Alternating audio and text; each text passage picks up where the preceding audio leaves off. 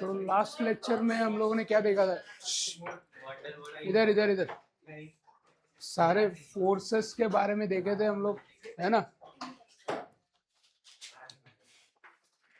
वैंडरवाल force क्या होता है, ठीक है, और इंटरेक्शंस कैसे बनते हैं मॉलिक्यूल्स के बीच में, ठीक है। तो आज उसी को कंटिन्यू करेंगे। तो स्टेट्स ऑफ मैटर में आपको मेनली पढ़ना है गैसियस स्टेट। तो गैसियस स्टेट चालू करने से पहले वैंडरवाल फोर्स ऑफ अट्रैक्शन कंप्लीट कर दिया है मैंने, ठीक है। डाइपोल के बारे में थोड़ा बहुत और बताना है मुझे, डाइपोल मोमेंट के बारे में बताना है, एंड हाइड्रोजन बॉन्डिंग, ठीक है। तो स्टार्ट करते हैं।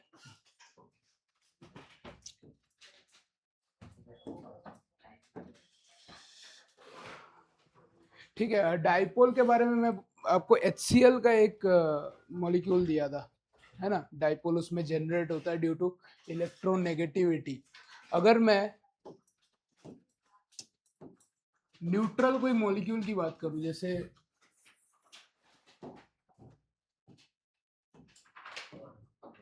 H2 है मेरे पास, ठीक है, जिसमें डाइपोल जनरेट नहीं हुआ है, ओके।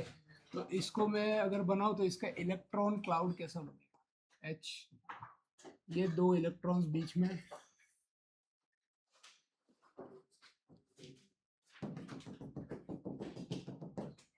ओके। ये इलेक्ट्रॉन क्लाउड है, दो इलेक्ट्रॉन बीच में, इक्वल शेयरिंग हुआ है इलेक्ट्रॉन का, ओके, हाइड्रोजन और हाइड्रोजन के बीच में। पर इसी जगह पे मैं अगर HCl का मॉलिक्यूल बनाता हूँ, HCl का कैसा होगा? इसका भी क्लाउड ऐसा होना चाहिए था, ठीक है, इक्वल शेयरिंग होना चाहिए था, बट इसके इलेक्ट्रोनेगेटिविटी की वजह से जो ये क्लाउड है ये कैसा बन जाता है?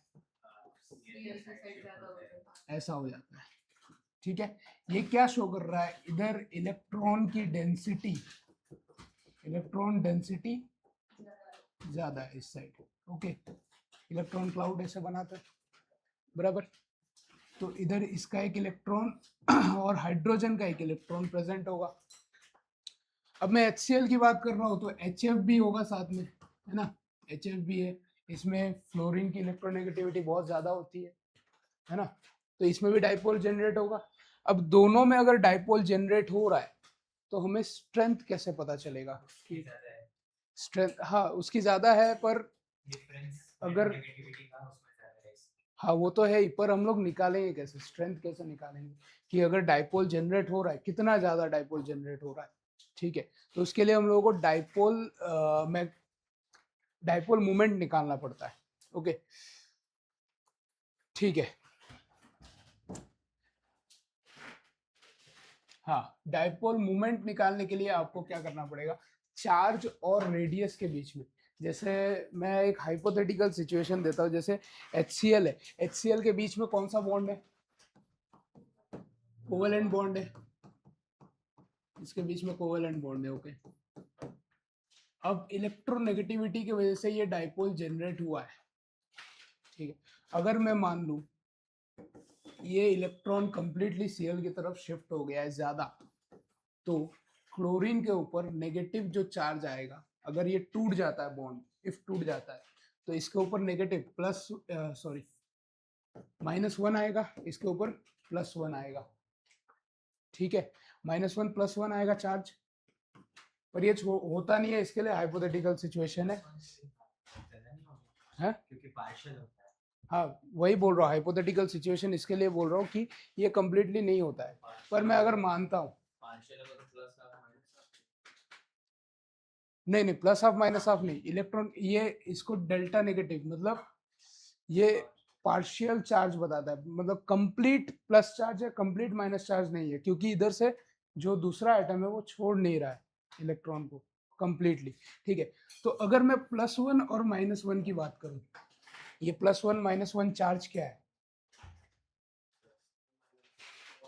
चार्ज है, ठीक है, चार्ज है, ओके। सो एक इलेक्ट्रॉन का कितना होता है चार्ज? 1 -19 कूलम, है ना। मैं इसको प्लस माइनस नहीं लगा रहा हूँ, अभी चार्ज के बारे में बात कर रहे हैं हम लोग। तो अगर नेगेटिव में लेता हो तो वो नेगेटिव हो जाएगा, अगर पॉजिटिव में लेता हो वो पॉजिटिव हो जाएगा। ओके, तो 1 कूलम में कितना चार्ज होगा, 1 कूलम में कितने इलेक्ट्रॉन्स होंगे, जैसे मैं x इलेक्ट्रॉन मान लूँ, ठीक है, 1/1.6022 इंटू 10⁻⁻19 कूलम, ठीक है। इसका कुछ आएगा 6.24 इंटू 10⁻20 या 18 मान लो, 18 इलेक्ट्रॉन्स, ठीक है। इतने इलेक्ट्रॉन्स एक कूलम चार्ज में प्रेजेंट है, ठीक है। अब वही एक चार्ज, वो एक चार्ज जो मेरे पास प्रेजेंट है, उसको मैं अगर डाइपोल मोमेंट के हिसाब से निकालना चाहूँ तो कैसे निकालूंगा। ये जो बना है, ये जो डाइपोल बना है, ये चार्ज को डिनोट करता है, ये 2 चार्ज, ठीक है। और इसके बीच का जो रेडियस है, हम लोग इसको मल्टीप्लाई करते हैं तो मुझे म्यू मिलता है। ये क्या है आपका डाइपोल मोमेंट, ठीक है, डाइपोल मोमेंट। अब मैं एसआई यूनिट की बात करूं, इलेक्ट्रॉन की एसआई यूनिट की बात करूं तो नॉर्मली एसआई यूनिट कूलम में लेते हैं हम लोग, बट इलेक्ट्रोस्टैटिक यूनिट के हिसाब से,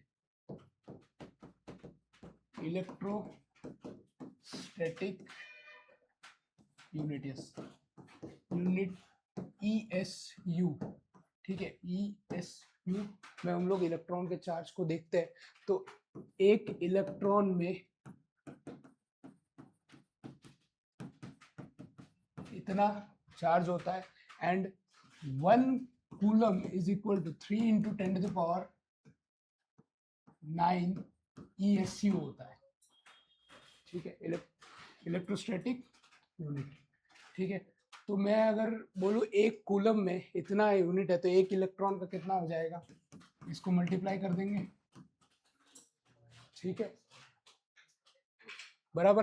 तो एक इलेक्ट्रॉन में कितना हो जाएगा, इसको मल्टीप्लाई करके 4.8 इंटू 10⁻⁻10 ESU, ठीक है, ESU होता है। ये हमारे पास चार्ज का आया। अब प्लस माइनस आप क्या बोलते हैं, प्लस माइनस चार्ज के हिसाब से अपने हिसाब से देख लेना, ये वैल्यू है, ठीक है।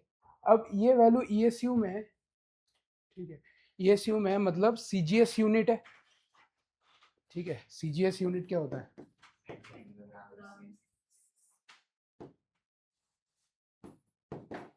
CGS यूनिट में अगर मैं यही HCl का जो पोलैरिटी जनरेट हुआ है, तो मैं हाइपोथेटिकल सिचुएशन मान रहा था तो इधर +1 इधर -1 मान लेता फिलहाल के लिए, ठीक है।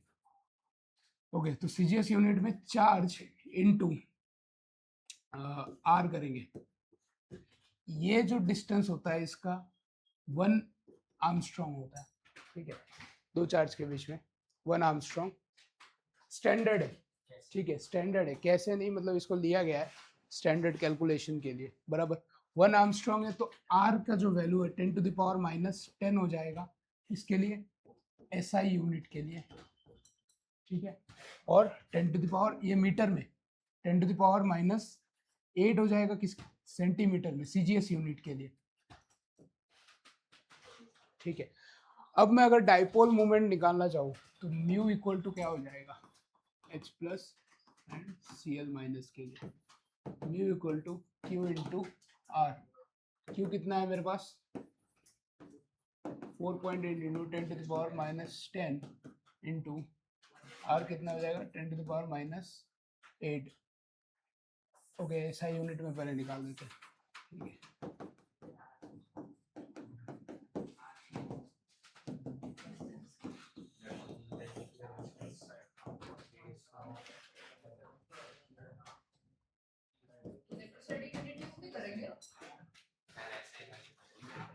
ये ऐसा यूनिट की बात कर रहा हूँ, ये क्या है कूलम में, ये क्या है मीटर में, R radius between 2 charge, dipole moment, yes, ठीक है। ये कितना है, ये आपका चार्ज है, ये R है, बराबर। तो ये SI यूनिट के केस में है तो कूलम मीटर आएगा, है ना, और अगर मैं CGS यूनिट में निकालूं, CGS यूनिट में कितना आ जाएगा 1.6022 इंटू 10 टू द पावर -29 कितना 29 नहीं होगा ना 10 -19 into 10 to the power -8।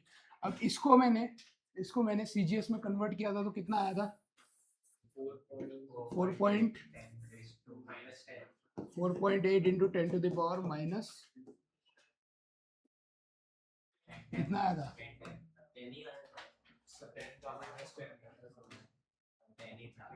Yes 10 okay 10 बराबर। तो ये हो जाएगा कितना हो जाएगा 4.8 इंटू 10 टू द पावर 18 किसमें ESU डॉट सेंटीमीटर। ठीक है ये आपका म्यू है। ठीक है ये म्यू की वैल्यू है।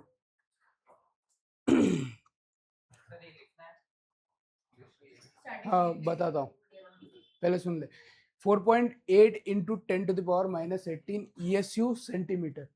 अब ये जो ESU सेंटीमीटर है ना इसको इतने को डी बाई बोला जाता है। ठीक है डी बाई। तो स्टैंडर्ड यूनिट के लिए जो ये डाइपोल मोमेंट आपका निकलेगा डाइपोल मोमेंट जो निकलेगा स्टैंडर्ड यूनिट के लिए 4.8 डी बाई होता है। ठीक है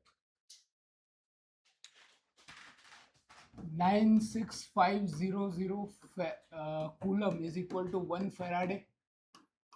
ठीक है अब ये 96500 कूलम किसका एक इलेक्ट्रॉन का charge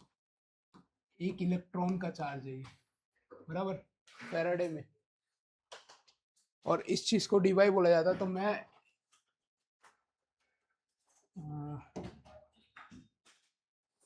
magnetic moment standard condition में 4.8 डी लिख सकता हूँ। ठीक है बराबर हाँ डी बाई इसका यूनिट है और डी है 10 टू द पावर -18 तो मैग्नेटिक मोमेंट नहीं डाइपोल मोमेंट। तो फिर सारे मोमेंट्स जो होते हैं वो म्यू से रिलेटेड होते हैं। हाँ अभी ये बता रहा हूँ डाइपोल मोमेंट क्या है। ये जो मैंने डायग्राम बनाया इधर तो जैसे एटॉमिक स्ट्रक्चर में हम लोग स्पिन वाली मैग्नेटिक मोमेंट निकालते हैं वो भी म्यू था। हाँ ये भी म्यू है। हाँ सेम सिंबल है तो डिफरेंट मीनिंग। हाँ तो ये करना पड़ेगा इसमें कुछ मतलब अलग फॉर्मूला अलग है ना फॉर्मूला सबका अलग है। ठीक है अब देखो इधर देखो ये जो बनाया ना डायग्राम इलेक्ट्रॉन डेंसिटी वाला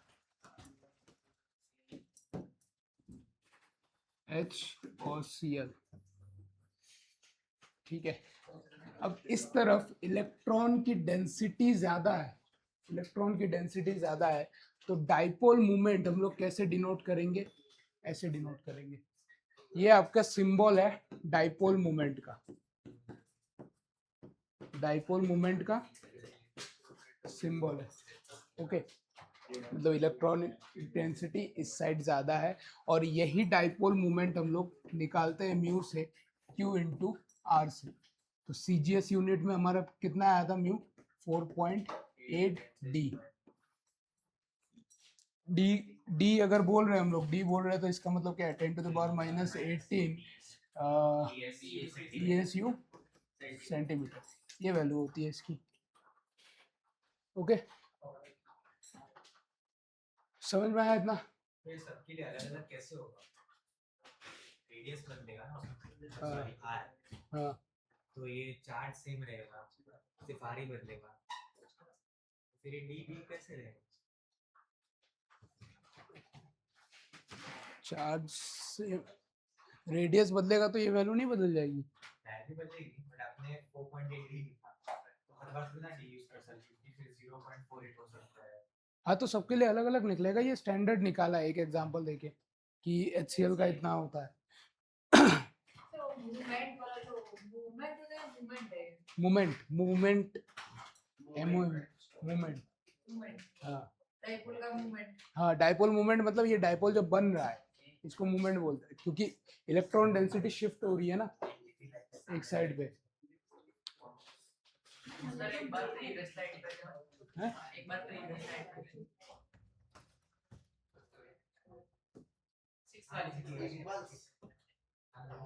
6 वाली ठीक है नोट करना है तुम लोगों को अभी नोट कर लो 1 सेकंड सर पहले से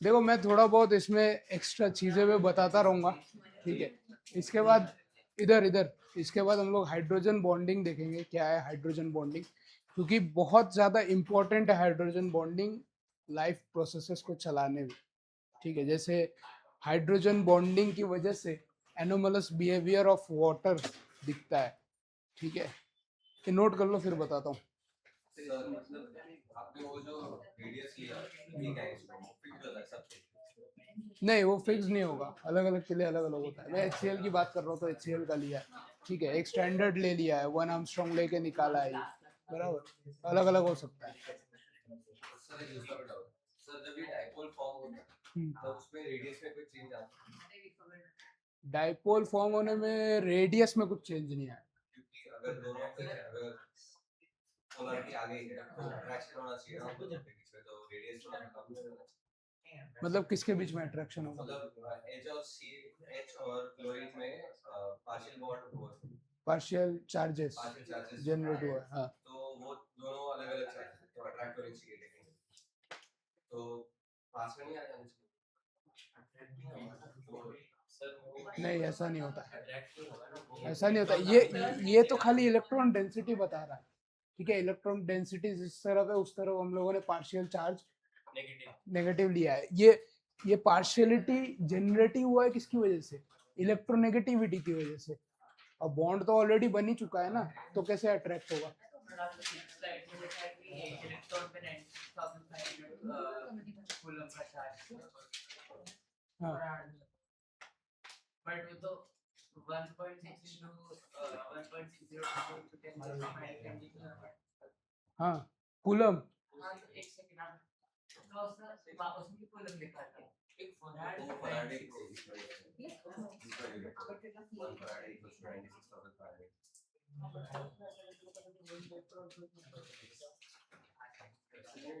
इलेक्ट्रॉन के 1.60 के बाद सर एक बार एसी वाला derivative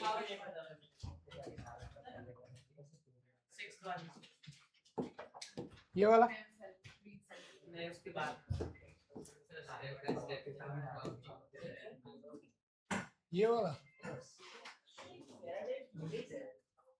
Faraday 1 faraday equal to 9650 coulomb होता है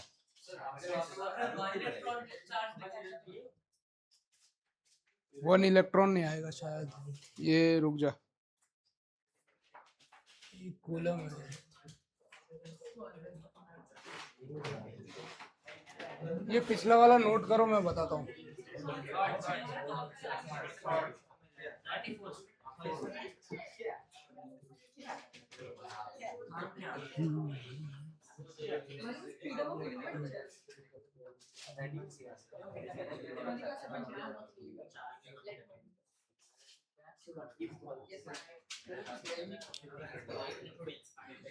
अरे वो 1 इलेक्ट्रॉन नहीं है एक सेकंड नोट कर लो बताता हूँ हाँ हाँ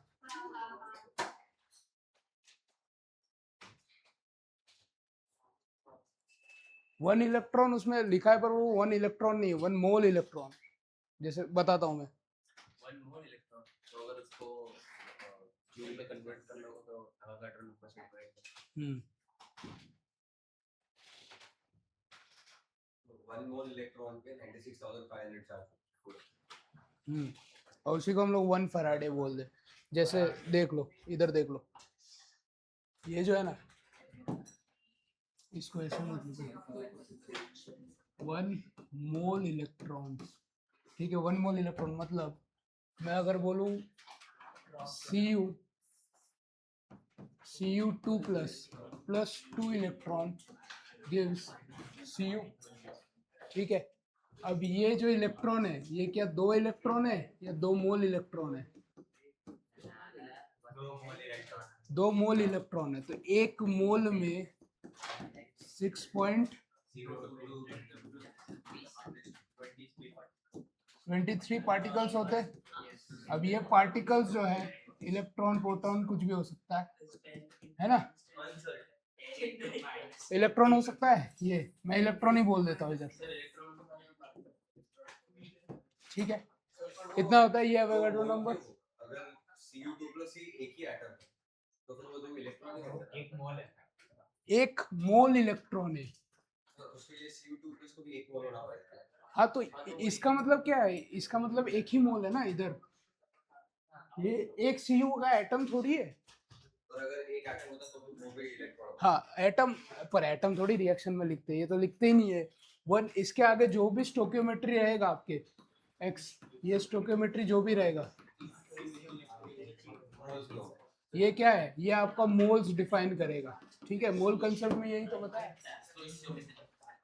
ठीक है, तो 1 मोल में इतना इलेक्ट्रॉन्स में कितना चार्ज? 96500 कूलम। इसको हम लोग 1 फैराडे बोलते हैं। ठीक है,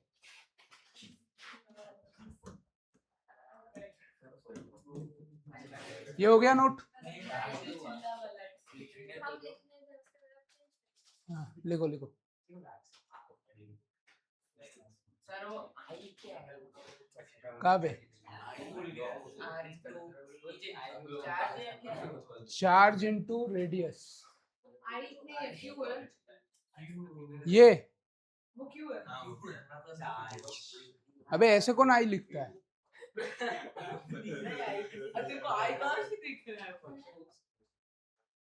पर क्यों होगा? क्यों होगा नहीं? आई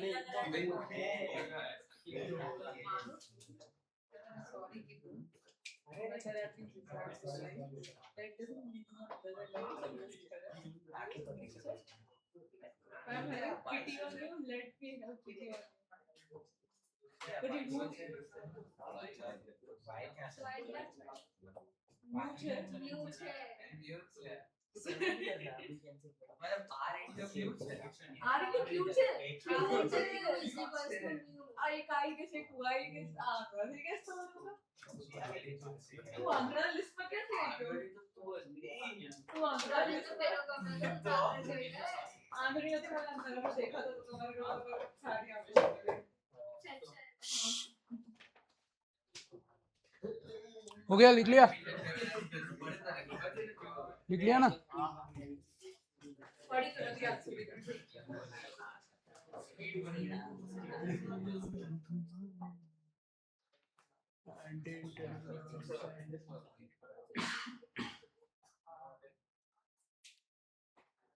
Yeah, 4.8.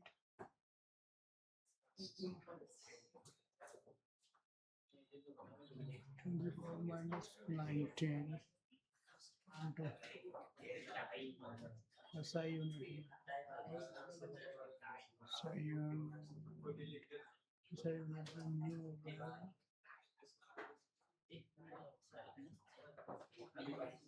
Okay.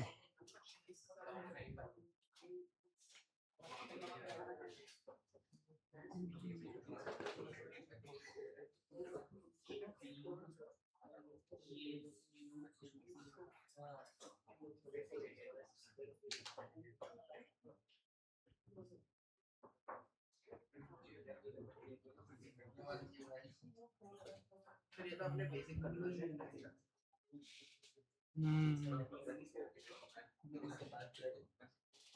सर मतलब ये केस में 1 एक्स में हर बार 1 एक्सपेक्ट करता है। अलग अलग रहेगा, अलग अलग के लिए अलग अलग होगा रेडियस। इसका 1 एंगस्ट्रॉम है या फिर ये भी एग्जांपल लिया है? नहीं 1 आर्मस्ट्रॉन्ग। सर एंगस्ट्रॉम होता है। Armstrong ARM।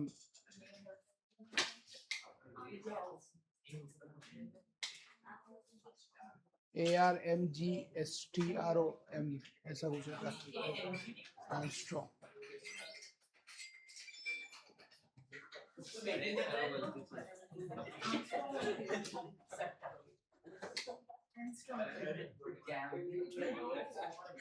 हो गया ये?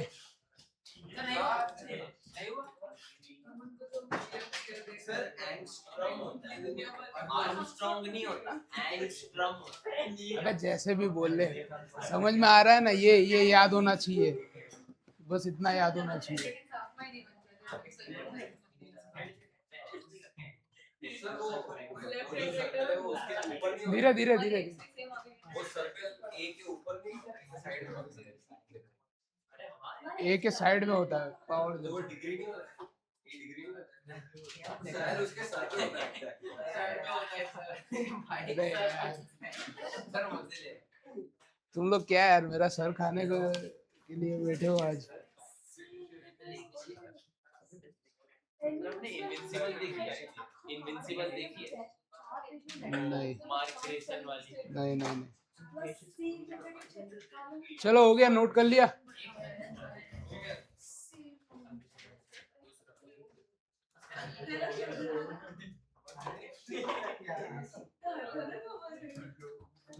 ये कितना हो जाएगा इसका? 1.6022 into 10 to the power minus 29, ठीक है?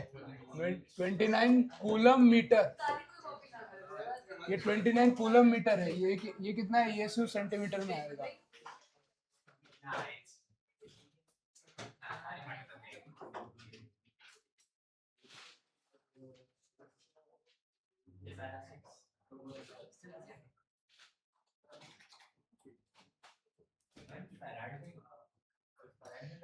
फैराडे बोलते हैं, फैराडे। फैराडे। तो कैपेसिटेंस का यूनिट नहीं है। Unit of Faraday. एक मोल में इतना चार्ज होता है, एक मोल इलेक्ट्रॉन का चार्ज।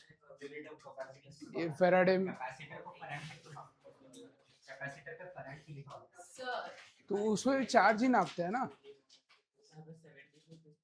ये 10 minus 19 और 10 minus 10 बराबर 19 और 10 है।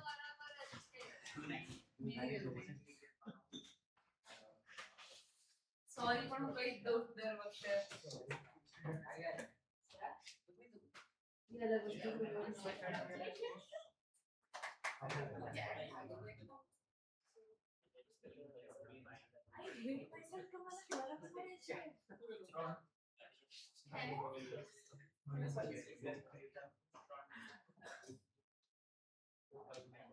ये कन्वर्जन एज सच आपके बुक में शायद दिया हो, नहीं दिया हो, पर मैं ये एक्स्ट्रा करवा रहा हूँ कि आपको पता चले इलेक्ट्रॉन्स कैसे, इलेक्ट्रॉन डेंसिटी कहाँ पे शिफ्ट हो रही है, और चार्जेस के साथ आपको इस चैप्टर में कोई भी क्वेश्चन आए तो चार्जेस को कैसे चेंज करना है, ठीक है? मोल इलेक्ट्रॉन के लिए स्टैंड करेगा। हाँ क्यू जो स्टैंड करेगा हाँ डायपोल मोमेंट में, हाँ, वो 1 मोल इलेक्ट्रॉन, यस 1 मोल इलेक्ट्रॉन का।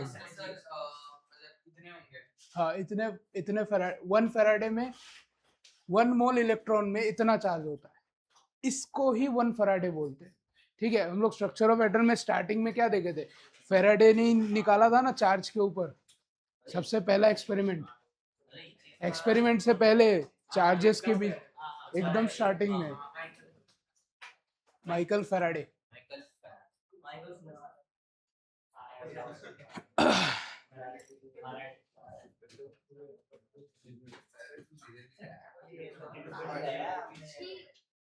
क्या कर रहा है?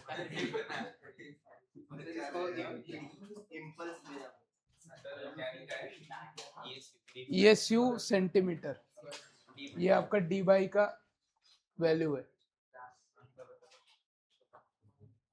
सर आंसर डी बाई में देंगे, ईएसयू में कन्वर्ट करना पड़ेगा। डाइपोल मोमेंट है तो डाइपोल मोमेंट का यूनिट डी, इसे याद रखना, डी बाई।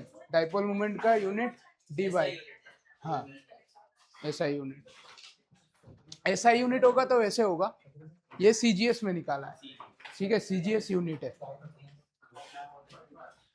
चलो आगे बढ़े।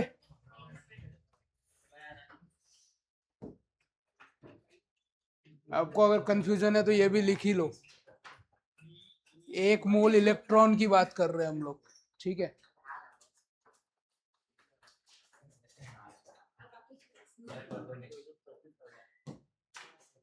हो गया ये? अच्छा ठीक है, अब मेरे को बताओ हाइड्रोजन बॉन्डिंग कहाँ कहाँ पे शो होता है, मतलब कैसे इम्पोर्टेंट है, किसी को पता है कुछ? इम्पोर्टेंट है हाँ। ऑक्सीजन, नाइट्रोजन और फ्लोरीन। कोई कोई बुक में क्लोरीन भी दिया होता है, पर वो कंट्रोवर्शियल है, अभी तक है नहीं। क्लोरीन के जो कंपाउंड बनते हैं काफी अनस्टेबल बनते हैं, नहीं अनस्टेबल बनते हैं। हाइड्रोजन बॉन्डिंग स्टेबलाइज कर देता है, ठीक है। अब देखो कैसे होगा, हाइड्रोजन बॉन्डिंग के ऊपर थोड़ा बहुत चर्चा करेंगे। ये हो गया ना? हाँ सर, लिखने तो दो आप यहाँ पर अबे ये पहले नहीं लिखा तू? सीक्वेंस में था इस पर। लिख लिख लिख। किसी को एनोमलस बिहेवियर ऑफ वाटर पता है? वाटर अजीब बिहेव करता है तुम लोगों जैसा। अजीब मतलब बहुत सारे सेंस हैं। ठंडा करो तो वॉल्यूम बढ़ जाता है। हाँ 4 डिग्री सेल्सियस। हाँ, आपकी सेंस बताता हूँ।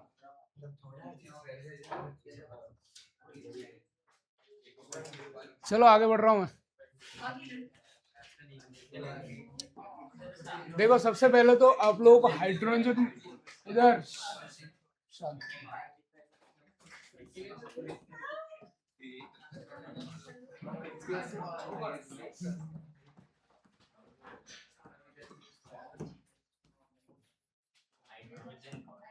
ये बहुत ही इम्पोर्टेंट एक इंटरेक्शन है, ठीक है। हम लोग पहले इंटरेक्शन बोल रहे थे इसको, इंटरेक्शन बोल रहे थे, ठीक है। हाँ अब हाइड्रोजन, सर 1 मिनट का ब्रेक। अबे जल्दी आ। अब इसके सूसू के लिए मैं खड़ा रहा हूँ इधर 2 मिनट। क्या बात है भाई?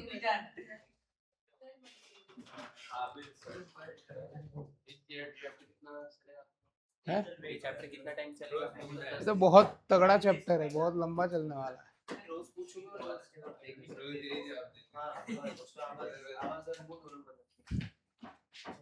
क्यों धमका रहा है इसको? धमका नहीं रहा सर, इसके चैट्स पढ़ाऊंगा ना।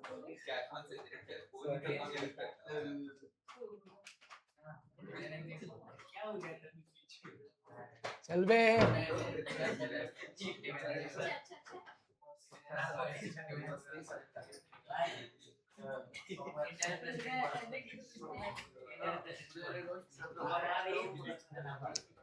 चल फटाफट चल।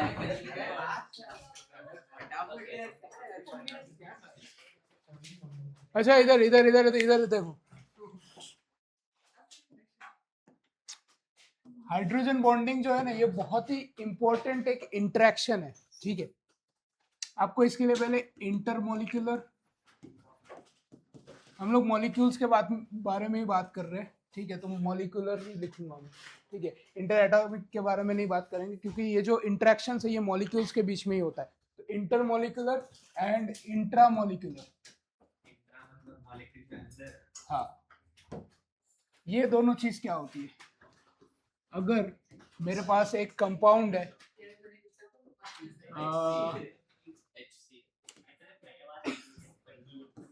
ऑर्थो नाइट्रोफिनॉल, ठीक है। ये कंपाउंड है ortho nitrophenol and para nitrophenol. क्या है ortho nitrophenol and para nitrophenol? इसका स्ट्रक्चर मैं बता रहा हूँ, देखो ऐसा होता है। ये बेंजीन रिंग, आपका बेंजीन रिंग, ऑक्सीजन हाइड्रोजन, इसको ऐसे, ये क्या है? ये फिनॉल है। अरे ये षटकोण वापस फिनॉल षटकोण नहीं है। हेक्सागोन। देखो इधर इधर ध्यान से देखो, बहुत इंपॉर्टेंट है।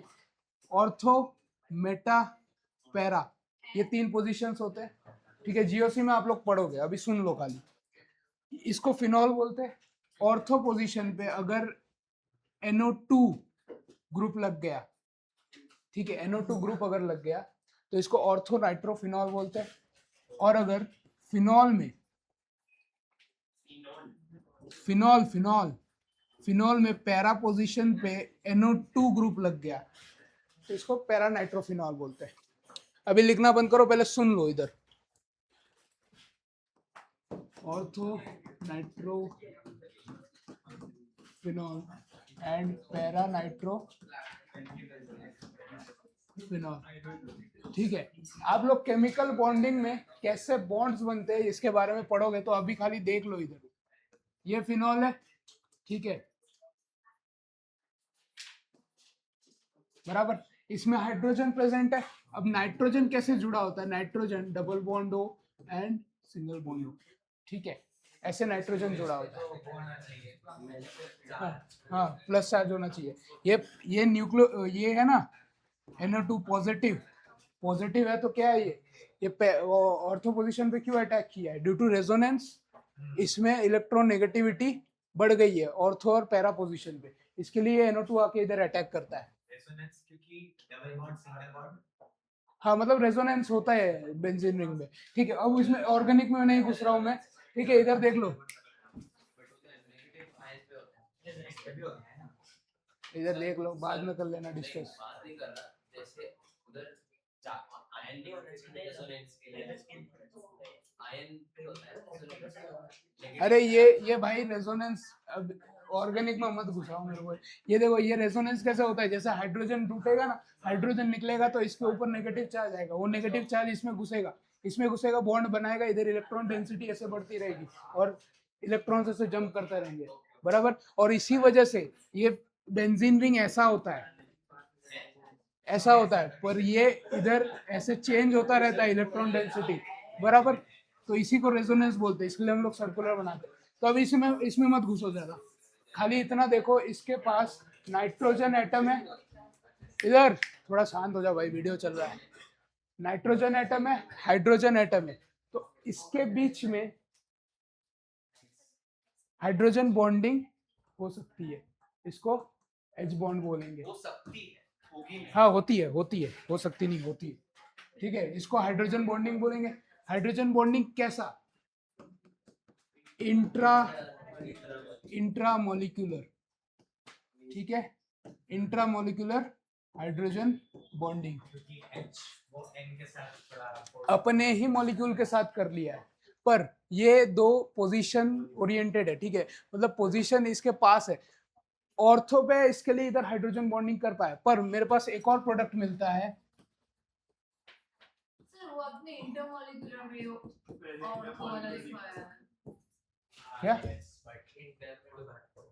इंटर में अपने ऑर्थो लिखवाया है और वो नाइन्थ खोलो, पैरा वाला नाइन्थ वाली स्लाइड खोलो। हाँ ओ सॉरी, ये तो ये गलत है, हेडिंग गलत है। हाँ, तो इसको कर दो ना, इंट्रामोलिक्यूलर, ये हो जाएगा इंटरमोलिक्यूलर। इंट्रा ही लिखा है, वो नीचे वो आई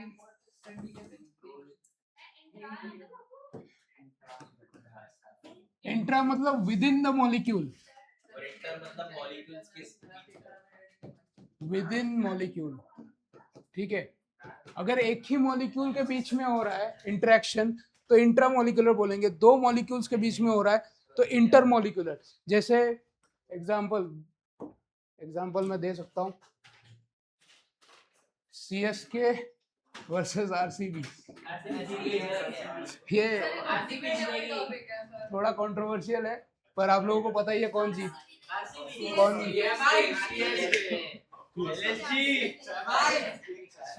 इसको क्या बोलते हैं, इस मैच को क्या बोलेंगे, हैं? अबे इस मैच को क्या बोलेंगे, इंट्रा बोलेंगे, इंडिया के प्लेयर्स के बीच में हो रहा है, बराबर। तो विद इन मॉलिक्यूल होगा तो इंट्रा होता है, ठीक है, इंट्रा। एंड अगर मैं ODI की बात करूं, ODI जो होता है वो इंटरनेशनल होता है, तो इंटरनेशनल, अबे एग्जांपल ले रहा हूँ, समझ गया, इंट्रा मतलब आईपी है। इंटर मतलब इंटरनेशनल इंटरनेशनल ओडीआई जो होता है वो इंटरनेशनल होता है, बराबर।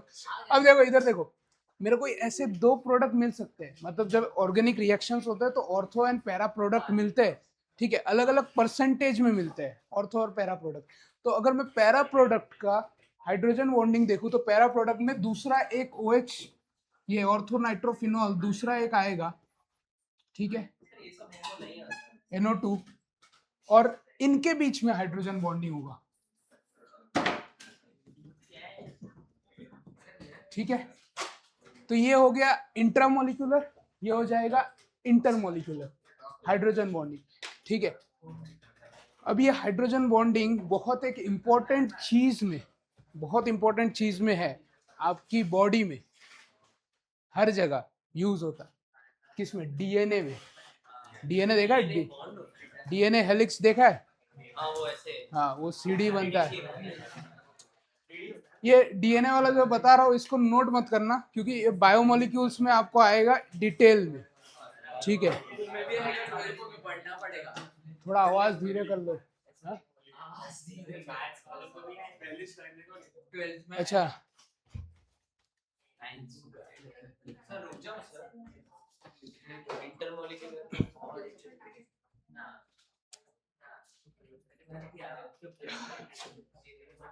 इसमें देख, ये हो जाएगा इंटरमोलिकुलर, बराबर। सर वैसे इसका स्ट्रक्चर कैसे होता है अबे इतना बड़ा बेंजीन, मैंने थोड़ा बड़ा को बना दिया क्या चौड़ा होता है ऑर्थो बेटा पैरा इसमें वो मेरे पोर्शन में ऑर्गेनिक नहीं है, तो ऑर्गेनिक पढ़ा था मजा आ जाता। क्वेश्चन में आता है फिजिकल, इनऑर्गेनिक, अरे आता तो सब है, केमिस्ट्री, एनालिटिकल भी आता है, तुमको है नहीं वो। एनालिटिकल केमिस्ट्री को रिमूव कर दिया है ना हाँ, मतलब एनालिटिकल हायर स्टडीज में आएगा। आप पढ़ा ठीक है ना तो मेरे का मतलब वो नहीं है मैं शांति मेरे पास शांति नहीं सर तो जीओसी कौन पढ़ा है? फैंसी अबे आपने बड़ा सारी मैं जो बता रहा हूँ वो समझ में आ रहा है ना तुम लोग? ऐसा किसी का बाउंसर जा रहा है क्या? थोड़ा सा बाउंसर था क्या? ये वाला अबे इसके पहले तो मैं खाली कन्वर्जन्स करवाया हूँ, ये वाला ग्रुप ये वाला अभी क्लियर हो, अच्छा चमका दूंगा, रुक जा देख, सर इसके बाद वाले नोट कर। हाँ, इसके बाद वाले स्लाइड पे जाओ।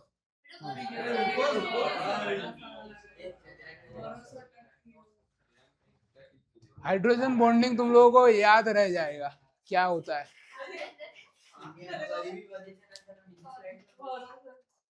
लिख लिया?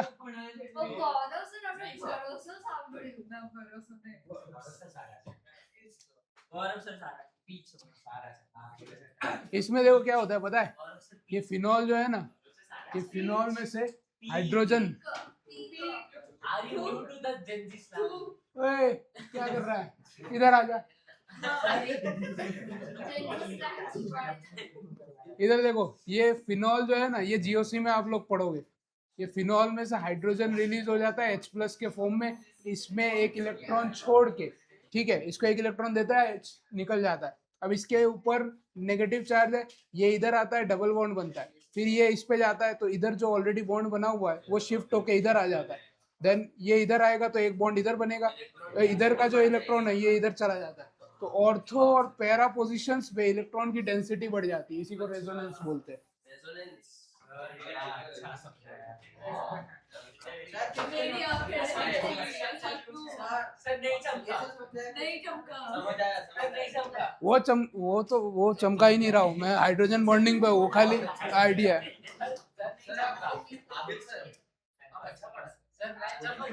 अबे देख लो, इधर देख लो, हो गया, ये नोट कर लिया ना?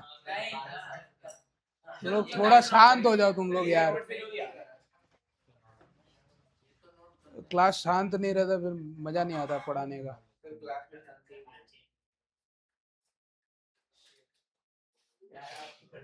तू क्या थक रहा है? और ये क्या किया? वो नाम लिख दिया था कोई बात नहीं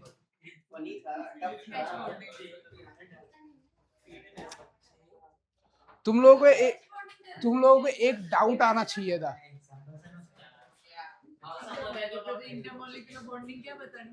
क्या नहीं समझ में आया बता।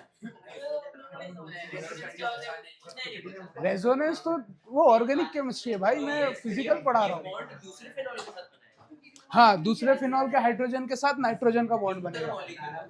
Intermolecular, intramolecular, with in molecule, अपने ही इसके साथ, और ये बॉन्ड बना के स्टेबलाइज हो जाता है।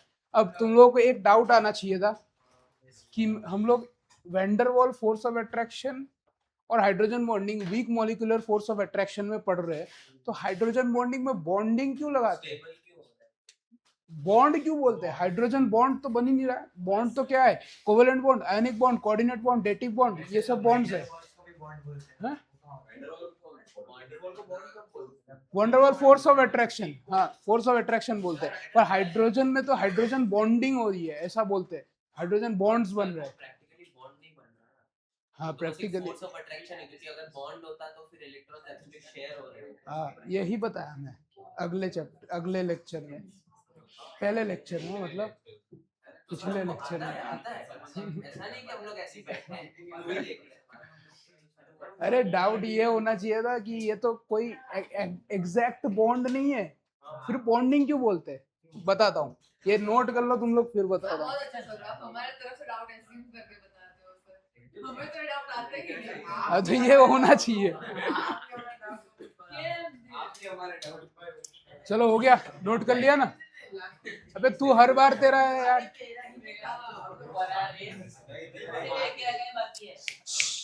धीरे सब लिख लेते हैं, मैं आगे बढ़ने जाता हूँ तब ये लिखना चालू करता है।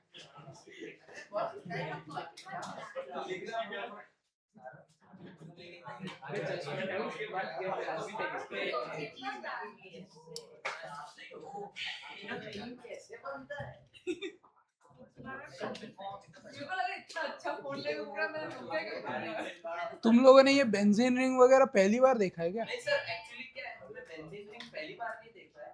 हमने बेंजीन रिंग टेस्ट में भी एक बार देखा था, बट ऐसे ऐसे जो ऐसे फिनॉल, ये साइक्लोहेक्सेन है। उसको छोड़ के हम लोग ने किसी ने देखा नहीं। वो गोला नहीं बनाएगा तो वो साइक्लोहेक्सेन हो जाएगा। इधर इधर इधर सब लोग।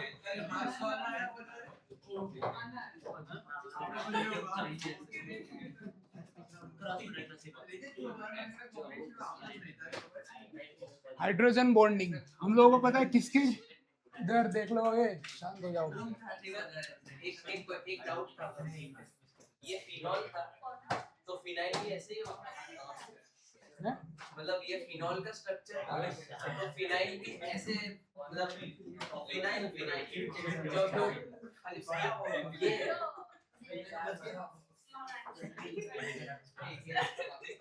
तुम लोग शांत हो गए कि नहीं हो गए? इधर देखो, हाइड्रोजन बॉन्डिंग, हाइड्रोजन बॉन्डिंग में हम लोग बॉन्डिंग यूज करते हैं वर्ड, ठीक है। कोवेलेंट जो बॉन्ड होता है, कोवेलेंट जो बॉन्ड होता है उसमें शेयरिंग ऑफ इलेक्ट्रॉन होता है। अब sharing of electron, equal unequal sharing of electron हो सकता है, जिसकी वजह से डाइपोल बनते हैं, ठीक है, डाइपोल बनते हैं। अब हाइड्रोजन बॉन्डिंग जो है ये कोवेलेंट बॉन्ड जैसा ही होता है, कोवेलेंट बॉन्ड जैसा ही होता है। ऐसा होता है पर होता नहीं। तुम लोगों ने उसका नाम सुना है? एक टर्म आजकल बहुत यूज होता है, सिचुएशनशिप, है ना? सिचुएशनशिप मतलब मैं कंप्लीटली तुम्हारा भी नहीं हूँ, मतलब दोस्त भी नहीं हूँ, वो भी नहीं हूँ, हाँ बीच का। तो ये हाइड्रोजन बॉन्डिंग चले, हाइड्रोजन बॉन्डिंग जो है, शांत हो जाओ तो बोलूं मैं। Hydrogen bonding covalent bond completely बनाता भी नहीं है और छोड़ता भी नहीं है, ठीक है। तो ये बहुत ही वीक बॉन्ड है, पर बॉन्डिंग हम लोग इसलिए बोलते हैं क्योंकि कोवेलेंट बॉन्ड जैसा ही बिहेव करता है, ठीक है, पर कंप्लीट कोवेलेंट बॉन्ड नहीं बनने देता है, ठीक है। इसका स्ट्रेंथ भी बहुत कम होता है, और इसी वजह से हाइड्रोजन बॉन्डिंग की वजह से दो इंपॉर्टेंट फिनोमेना है। एक एनोमेलस बिहेवियर ऑफ वाटर,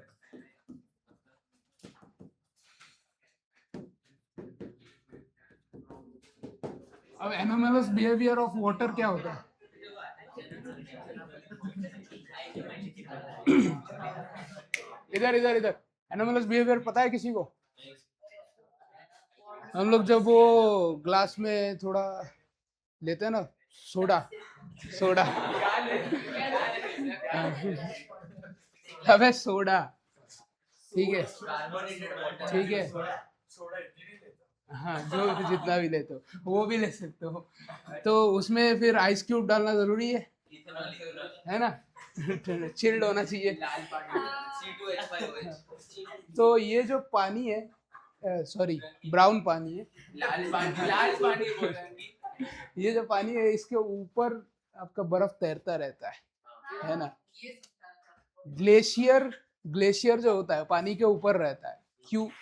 क्योंकि पानी जब ठंडा होता है 4 डिग्री सेल्सियस से कम तो उसका वॉल्यूम बढ़ने लगता है। वॉल्यूम बढ़ने लगता है। वो वॉल्यूम किस लिए बढ़ता है? हाइड्रोजन बॉन्डिंग की वजह से। कैसे? इधर देख लो, इधर देख लो। अगर मैं एक ऐसे खड्डा बनाऊं जहां पे पानी भर गया होगा, ठीक है, इसमें एक्वाटिक लाइफ जनरेट हुई होगी, ठीक है। अब अगर वाटर 0 डिग्री सेल्सियस पे अगर बर्फ बन जा रहा है, और ये मैं मानता हूँ बहुत टेम्परेचर डाउन जा रहा है, ऐसा कोई जगह है जहाँ पे ग्लेशियर्स वगैरह होते हैं, ठंडी जगह है, ठीक है, तो अगर ये बर्फ जमने लगेगा तो नीचे से पूरा ये जम जाएगा कंप्लीटली 0 डिग्री सेल्सियस पे, अलग अलग लेयर पे, ठीक है। पर आपने देखा होगा ग्लेशियर्स के नीचे जो पानी रहता है वो पानी होता है और ऊपर बर्फ जम जाता है, क्योंकि जो ऊपर आइस बनता है, ठीक है, ये आइस बना ऊपर की तरफ, नीचे पानी का पानी रहता है, बिकॉज जो आइस है वो गुड बैड इंसुलेटर है थर्मल, ठीक है। तो इस वजह से और हाइड्रोजन बॉन्डिंग की वजह से एनोमलस बिहेवियर शो होता है। अब कैसे शो होता है आपको? अगर मैं बर्फ के बारे में बताऊं कि जैसे जैसे मैं टेम्परेचर को डाउन करता हूं, ठीक है, जैसे 25 से 25 to 27 degree Celsius room temperature, ठीक है, इस पॉइंट पे पानी वाटर के जैसा है। वाटर के जैसा है मतलब अब वाटर का मॉलिक्यूल कैसा है? थोड़ा बहुत इंटरेक्शन है, थोड़ा बहुत नहीं भी है, जिसकी वजह से विस्कस एक लिक्विड है, फ्लूइड है जिसको बोलते हैं हम लोग, फ्लूइड बोलते हैं। अरे विस्कस तो होता है ना फ्लूइड, ज्यादा या कम विस्कस वो अलग बात है। अब विस्कोसिटी में मत घुस, वो फिजिक्स में पढ़ लेना, ठीक है। 25 से 27 डिग्री सेल्सियस पे ये वाटर रहता है। जैसे जैसे मैं टेम्परेचर को घटाऊंगा अप टू 4 डिग्री सेल्सियस, तो ये पानी का जो हर एक मॉलिक्यूल है एक दूसरे से नॉर्मली इंटरेक्ट कर रहे होंगे, ठीक है। जैसे 4 डिग्री पे जाएंगे मॉलिक्यूल्स एक दूसरे के पास आएंगे, कॉन्ट्रैक्ट होंगे, ठीक है, 4 डिग्री सेल्सियस पे। 4 डिग्री सेल्सियस पे जैसे कॉन्ट्रैक्ट होंगे, पर हमें पता है 0 डिग्री सेल्सियस पे पानी क्या बनता है? बर्फ बन जाता है, हाँ, स्टेट ऑफ मैटर चेंज होता है, पर 0 डिग्री सेल्सियस में आइस बन जाता है। 0 डिग्री सेल्सियस पे ये आइस बन जाएगा। ये आइस बना, कॉन्ट्रैक्ट हुआ, मॉलिक्यूल एक दूसरे से पैक्ड हुए, तो डेंसिटी तो बढ़ जाना चाहिए ना। जैसे हम लोग टेम्परेचर बढ़ाते हैं तो डेंसिटी बढ़ जानी चाहिए, सॉलिड बन जा रहा है तो नीचे चला जाना चाहिए, बट ये होता क्यों नहीं है? जब 4 डिग्री सेल्सियस तक जाएंगे तब पानी को लगता है पहले ये इंटरेक्ट नहीं करते, 4 डिग्री सेल्सियस पे जाके इंटरेक्ट थोड़ा बहुत करने लगते हैं। कैसे इंटरेक्ट करते हैं? हाइड्रोजन बॉन्डिंग बना के इंटरेक्ट करेंगे, क्योंकि ऑक्सीजन प्रेजेंट है H2O में, H2O के मॉलिक्यूल में, तो ये एक ऑक्सीजन H और इधर मैं दूसरा ले लेता हूँ, ठीक है। अब ये पहले तो कॉन्ट्रैक्ट होंगे 4 डिग्री सेल्सियस तक, धीरे धीरे पास आएंगे, पर 4 डिग्री पे क्या होगा? इनको लगेगा कि हाइड्रोजन बॉन्डिंग से हम लोग इंटरेक्ट करते हैं, तो जैसे 4 डिग्री पे आएंगे फिर ये लोग एक्सपांड होते हैं, मतलब 4 डिग्री सेल्सियस तक कॉन्ट्रैक्ट होंगे, 4 डिग्री के बाद एक्सपांड होगा, और ये एक्सपांशन जो होगा ना, ये expansion due to hydrogen bonding होगा। कैसे?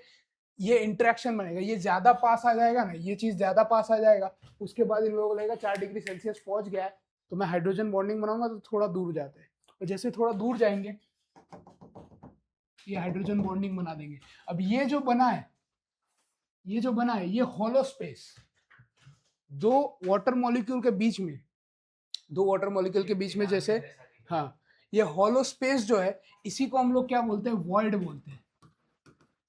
अब ये है रोम्बस की तरह बनेगा structure। रोम्बस की तरह नहीं, नॉर्मली कैसे भी इंटरेक्ट कर सकते, इसका कोई डेफिनेट शेप नहीं है, ठीक है। तो ये जो वॉइड बनेगा, ये वॉइड क्या करेगा, वॉल्यूम को इंक्रीज कर देगा, और जैसे ही वॉल्यूम को इंक्रीज कर देगा डेंसिटी घट जाएगी, डेंसिटी घट जाएगी तो बर्फ जो होता है वो ऊपर आ जाता है, पता चला, ठीक है। तो 4 डिग्री सेल्सियस तक कॉन्ट्रैक्ट करता है, उसके बाद एक्सपांशन होता है 0 डिग्री सेल्सियस तक, 4 से 0 में एक्सपांशन होगा हल्का सा, मतलब ये लोग ऐसे घूम रहे होंगे, रैंडमली घूम रहे होंगे तो पास आ जाते हैं, जैसे टेम्परेचर घटाऊंगा तो ये दो वाटर मॉलिक्यूल है, ऐसे बेंड शेप होता है, वाटर मॉलिक्यूल बेंड शेप होता है, दो वाटर मॉलिक्यूल ऐसे पास आ जाएंगे, ठीक है, 4 डिग्री तक। अब ज्यादा पास आ जाएंगे, उसके बाद 4 डिग्री से और कम करने लगूंगा सब, तब लगेगा इनको कि ज्यादा पास आ गए, हाइड्रोजन बॉन्डिंग बनाना है, तो हल्का सा दूर चले जाएंगे। हाँ अगर ऐसे आ रहे तो ये जो बीच का पॉइंट है वो ऑक्सीजन है, हाँ, ये भी ऑक्सीजन है, हाँ। नेगेटिव नेगेटिव रिपल नहीं करना चाहिए। कैसे रिपल करेगा अरे वाटर में भाई, ये पानी का ग्लास ले, इसका भी तो वही डाउट था।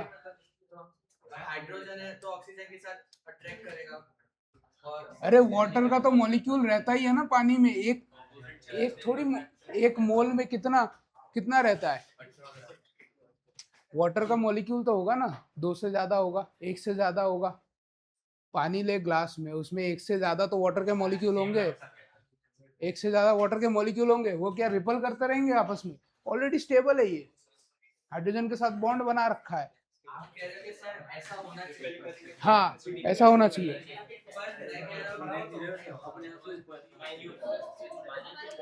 अब एग्जैक्टली इसके गोद में आके नहीं बैठ जाता है, ये पास पास होते हैं।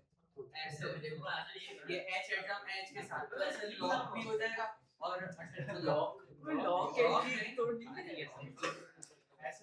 ये ऐसा नहीं होता है, ये इलेक्ट्रॉन क्लाउड्स होते हैं इसके आजू बाजू, इलेक्ट्रॉन क्लाउड्स इंटरेक्ट करते हैं, स्पेसिफिक जगह पे इलेक्ट्रॉन होगा। ऐसा नहीं है ये ऑक्सीजन डायरेक्टली इस पे जाके भिड़ नहीं जाएगा, ठीक है। इलेक्ट्रॉन क्लाउड्स, इसीलिए स्ट्रक्चर ऑफ एटम पहले पढ़ाया जाता है आप लोगों उससे को, ज्यादा कि पता चले कि कैसे एटम काम करते हैं। सर्टेन है कि इलेक्ट्रॉन एक्सेप्ट उसके सेंटर पे होगा, इलेक्ट्रॉन तो कहीं पे भी हो सकता है उसके इलेक्ट्रॉन क्लाउड पे लगेगा। नहीं लगाना, चलो ये देख पढ़ ले। ये लग सकता है ना, क्योंकि हर जगह लग सकता है। हाँ लग सकता है, मैं डाइपोल मोमेंट पहले समझा दूं, ये समझ में आया, एनोमलस बिहेवियर ऑफ वाटर क्या होता है, ठीक है। इसमें हाइड्रोजन बॉन्डिंग बहुत ज्यादा यूजफुल है, ठीक है। दूसरी चीज, दूसरा इसका एप्लीकेशन बहुत ज्यादा इंपॉर्टेंट है, किसमें, डीएनए में। इधर देखो बायोमोलिक्यूल्स में ये बहुत काम आने वाला है, डीएनए, डीऑक्सीराइबोन्यूक्लिक एसिड, ठीक है। अब डीएनए आरएनए, उसका जो स्ट्रैंड होता है, आपने देखा होगा ऐसा कुछ स्ट्रैंड होता है, बराबर। अबे डीएनए वाला गंदी नहीं है, वो ऐसा ही होता है गंदी ड्राइंग में, जो भी हो टेढ़ा DNA irregular। शेप नहीं होता उसका, ऐसे पानी में ग्रीनर क्या बोलते हैं, ब्लूअर रेड नहीं होता है, समझ जा असली का थोड़ी ना बन जाएगा।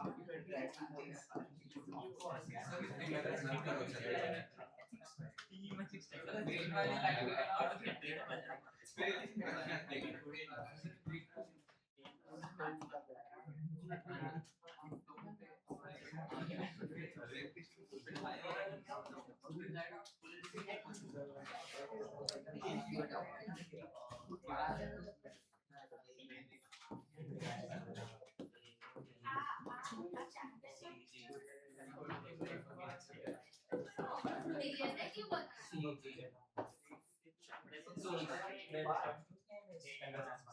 अभी इसको मैंने देखी थी अपन आपने इसको बाहर देखते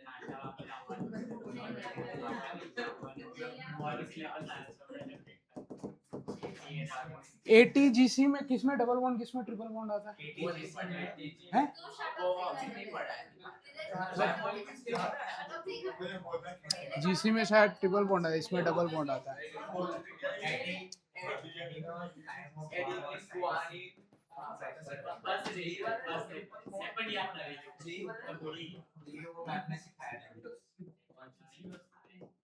अच्छा वो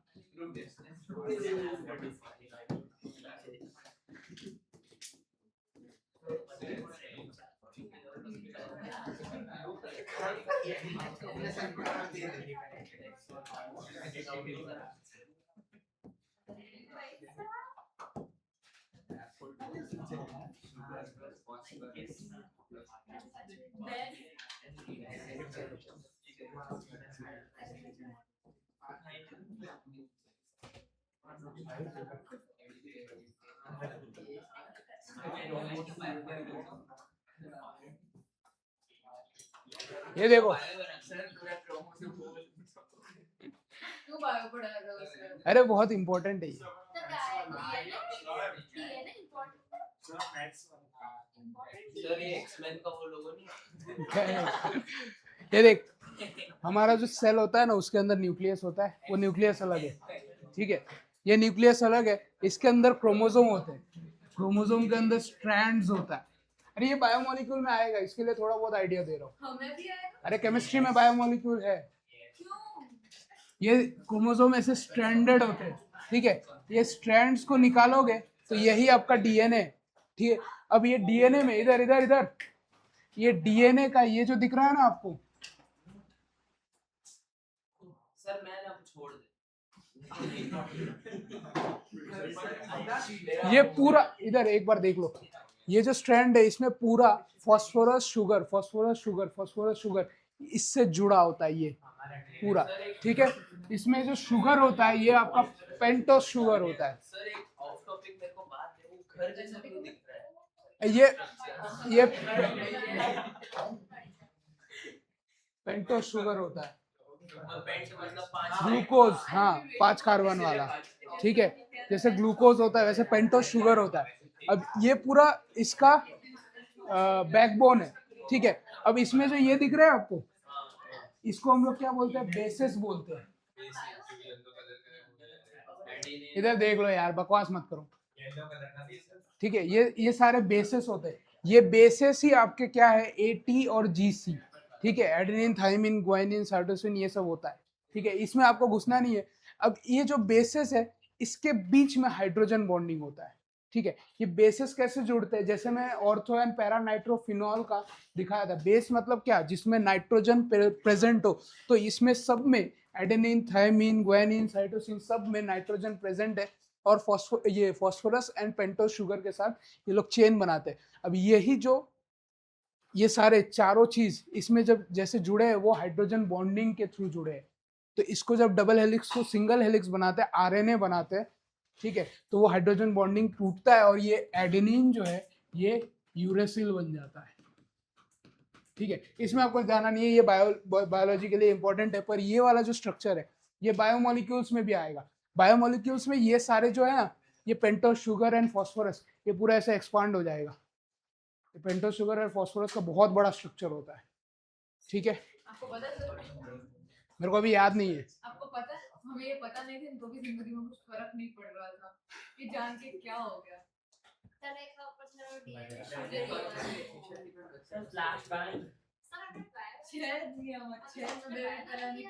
हाँ, ये समझ में आया, एनोमलस बिहेवियर, डीएनए स्ट्रैंड में हाइड्रोजन बॉन्डिंग कितना ज्यादा इंपॉर्टेंट है, हाइड्रोजन बॉन्डिंग और भी बहुत सारी जगहों पे इंपॉर्टेंट है ऐसे ही, इसलिए ये वाला जो बॉन्ड है आपके जैसे ऑर्गेनिक केमिस्ट्री में भी ये बहुत यूज होगा, ठीक है।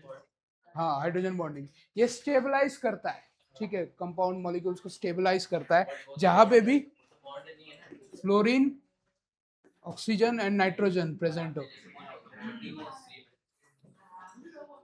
हाँ, पर मैंने बोला ना एक्ट करता है बॉन्ड की तरह, बराबर। पूरा बॉन्ड नहीं है, पूरा बॉन्ड आप केमिकल बॉन्डिंग में पढ़ोगे कितने तरह के बॉन्ड होते हैं।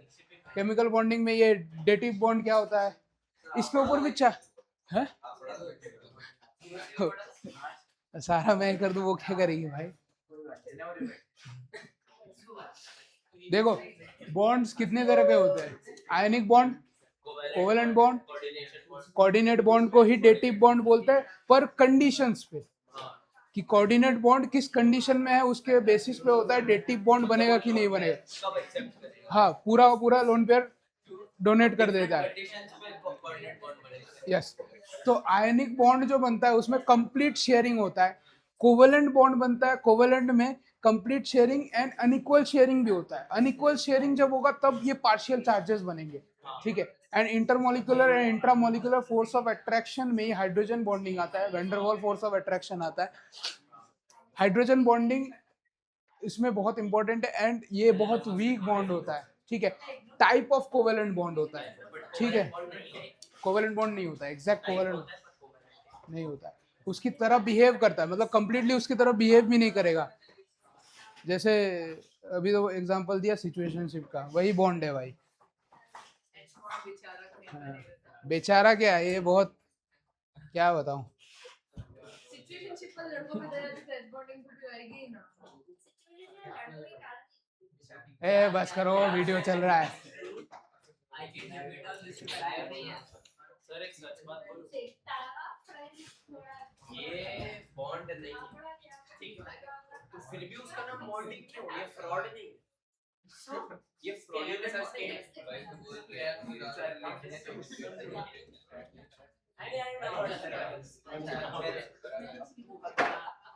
ये लिखना है क्या इधर, ये लिखना है एनोमलस बिहेवियर और वो डीएनए वाला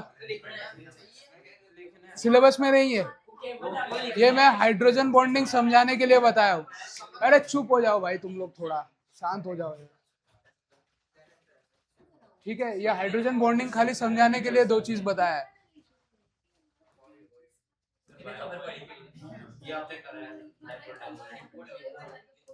देखो हाइड्रोजन बॉन्डिंग है ना, फ्लोरीन, ऑक्सीजन और नाइट्रोजन के बीच में होता है, ठीक है। फ्लोरीन का सबसे ज्यादा strength, then oxygen, then nitrogen. Chlorine भी आता है किसी किसी बुक में, है यही तो पढ़ा रहा था हाइड्रोजन बॉन्डिंग, ठीक है। Found only in molecules with highly polar NH-OH HF bonds, ठीक है। हाईली पोलर होना चाहिए, मतलब पोलैरिटी डिफाइन होनी चाहिए उसमें, ठीक है। Energy varies between 10 to 100 kilojoule per mole, बराबर।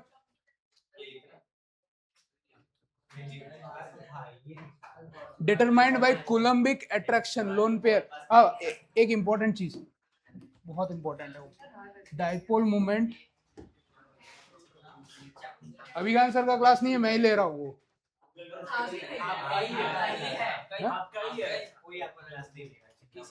नहीं, अभिज्ञान सर बोले लास्ट के आधे घंटे में पढ़ाएंगे वो, 1:10 से 2:10। हम ऐसे कुछ नहीं बोला सर, आप पढ़ाते रहो।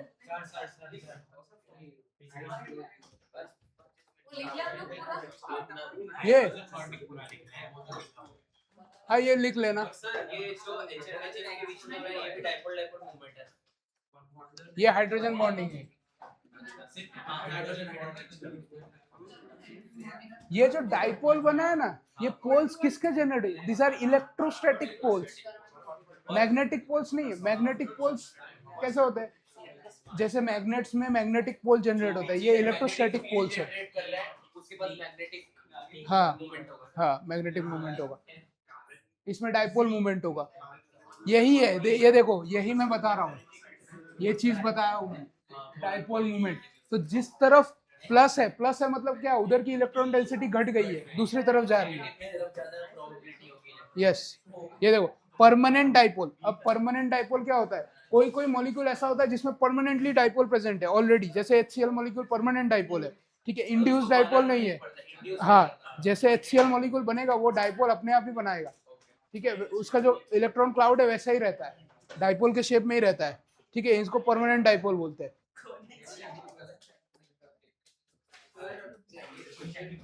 हाइड्रोजन बॉन्डिंग का लिख लो थोड़ा। ये डायपोल इंड्यूस्ड डायपोल फोर्स का लिखने का जरूरत नहीं है। ये उस दिन लिखवाया था ना मैंने। नहीं, अगर जो चीज रिपीट हो रहा है तो अपने हिसाब से थोड़ा लिखना, सारा चीज मतलब पूरा छापने मत बैठ जाओ, ठीक है, तुम लोग थोड़ा दिमाग भी लगाओ। कूलम्बिक इंटरेक्शन मतलब चार्जेस। हाँ, चार्जेस, वही इसीलिए तो मैं कन्वर्जन बताया उस सबसे पहले, वो कन्वर्जन्स यूज हो सकते हैं क्वेश्चंस में।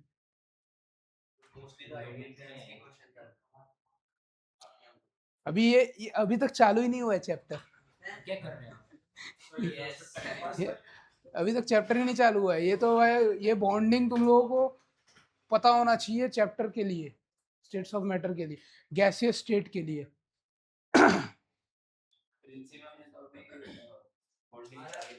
ये सारा चीज यूज होता है, एंड केमिकल बॉन्डिंग में और डिटेल में पढ़ोगे। केमिकल बॉन्डिंग में जितने बॉन्ड्स बनते हैं ना वो सारा पढ़ाया जाएगा कि कैसे बॉन्ड्स बनता है एग्जैक्टली।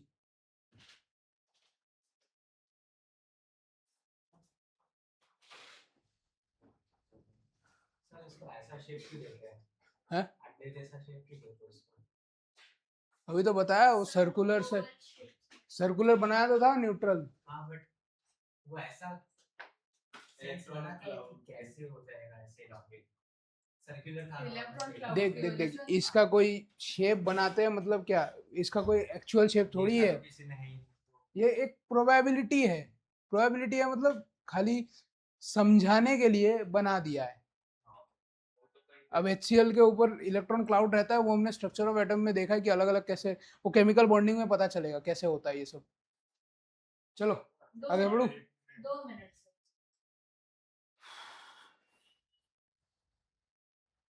वीडियो रिकॉर्ड तो हो रहा है ना? अब देखो। हाँ हो रहा है, 1 घंटे का बन गया। लाइव नहीं है। सर उस दिन जैसा आपको पता है किस दिन जैसा? रिकॉर्ड करना नहीं है लाइव से। अबे जहाँ में पूरा मेहनत पानी हो जाता है फिर।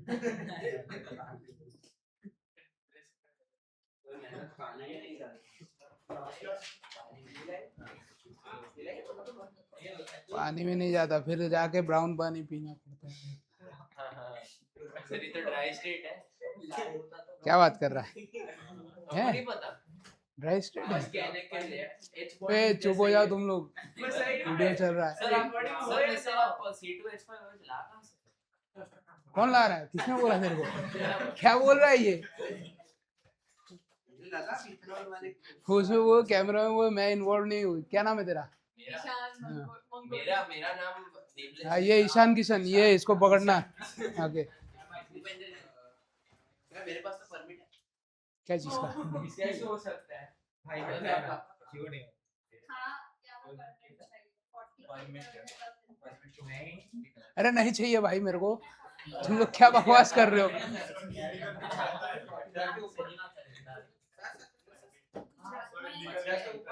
ये H बाकी जैसी हो तो परमिट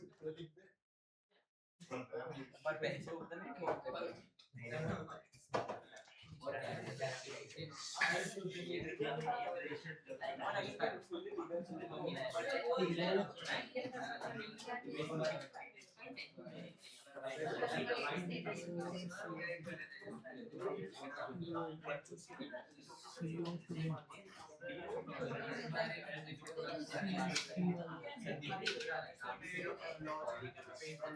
ओए मच्छी मार रहे हैं।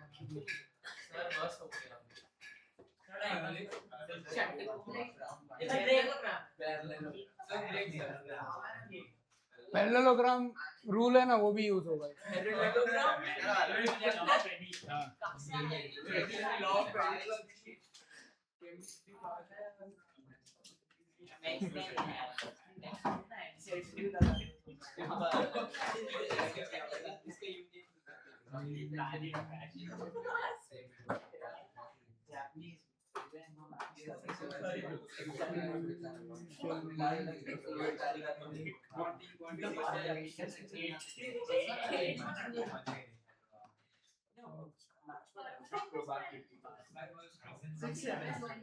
नहीं भाई सर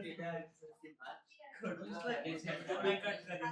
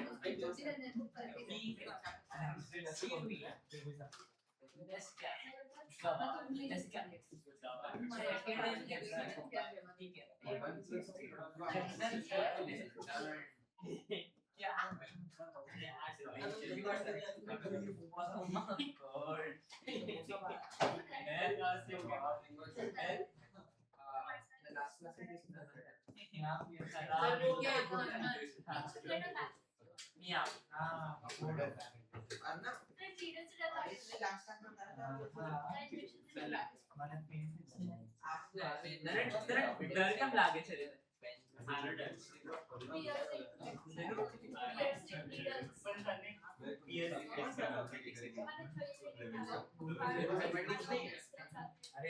अरे यार मैंने काम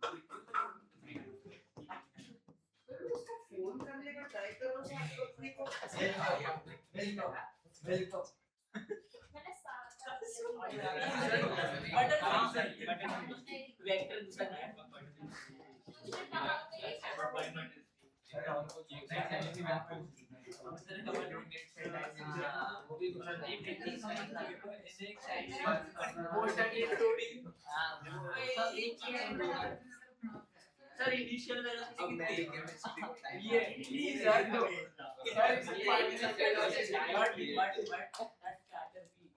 एक तो मैंने मुझे अपनी टेंशन की भावनाएं समझ के लिए सर मुझे बटरफ्लाई क्या है ऐसा लग रहा है भूत ऐसा बाहर आ अरे यार ना सु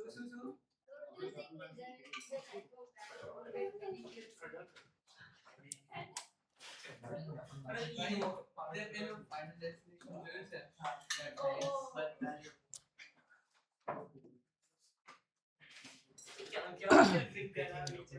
अब देखो डाइपोल मूवमेंट बताया मैंने अभी तुम लोगों को, ठीक है। डाइपोल मूवमेंट क्या होता है, जिस तरफ इलेक्ट्रॉन की डेंसिटी शिफ्ट हो जाएगी, ये वाला जो एरो है इसका मतलब डाइपोल मूवमेंट है। मतलब इधर जो है इलेक्ट्रॉन डेंसिटी बहुत कम है, ठीक है, इलेक्ट्रॉन डेंसिटी बहुत कम है। इस side positive partial positive charge आता है ना, partial positive and partial negative. Okay, अब मैं वाटर का मॉलिक्यूल देखूं तो ये वाटर का मॉलिक्यूल किसी भी प्लेन में रहेगा, मतलब स्पेस में है, तो हम लोग उसका जो ओरिएंटेशन, ज्योमेट्री और शेप जो बोलते हैं ऑर्बिटल्स का, वो कैसे होता है, बेंड शेप का होता है, ठीक है, due to repulsion, lone pair repulsion की वजह से ये बेंड हो जाता है। मतलब H2O ऐसा भी हो सकता था ना, पर इसके ऊपर लोन पेयर रहता है, ये लोन पेयर क्या करता है, इसे बेंड कर देता है। ठीक है, तो इसलिए हाइड्रोजन थोड़ा नीचे आ जाता है, बराबर। ये केमिकल बॉन्डिंग में पढ़ोगे। मैं क्या समझा रहा हूँ, ये जो प्लेन है इसके बीच में से एक प्लेन गया है, ठीक है, ये जो प्लेन है ये ऊपर, मैं बॉन्ड्स लोन पेयर, ठीक है, bond pair and lone pair, ये ऊपर नीचे मैं बता सकता हूँ, प्लेन के ऊपर नीचे होगा। जैसे अब ये वाटर का जो मॉलिक्यूल है इसमें डाइपोल मोमेंट आ रहा है ड्यू टू ऑक्सीजन, ठीक है, वाटर जो होता है वो डाइपोल होता है, परमानेंट डाइपोल होता है ड्यू टू ऑक्सीजन। अब ऐसे मैं बना रहा हूँ, ठीक है, ये डाइपोल का जो एरो है ऐसे बना रहा हूँ, तो ये आगे जाके ऐसे ही इंक्रीज होगा, तो रिजल्टेंट कहाँ पे आएगा, बीच में रहेगा, ठीक है। तो इसमें वेक्टर भी लगता है, तो रिजल्टेंट जो है that is not, mu is not equal to 0 because dipole moment जो है एक दूसरे को कैंसल नहीं कर रहा है, ठीक है। डाइपोल मोमेंट अगर एक दूसरे को कैंसल कर देगा, जैसे हम लोग ये देखो, ये दोनों 3 एटम वाले हैं, सेम मॉलिक्यूल जैसा ही है, पर CO2 में डाइपोल मोमेंट 0 होता है। क्यों? क्योंकि इसमें जो ऑक्सीजन है ये डाइपोल मोमेंट जनरेट तो कर रहा है, पर एक दूसरे का डाइपोल मोमेंट कैंसिल कर देते हैं ऑपोजिट डायरेक्शन में, इसके लिए म्यू इक्वल टू 0 हो जाता है, ठीक है। हाँ, वो एंगल 107 170 120 समथिंग होता है। हाँ।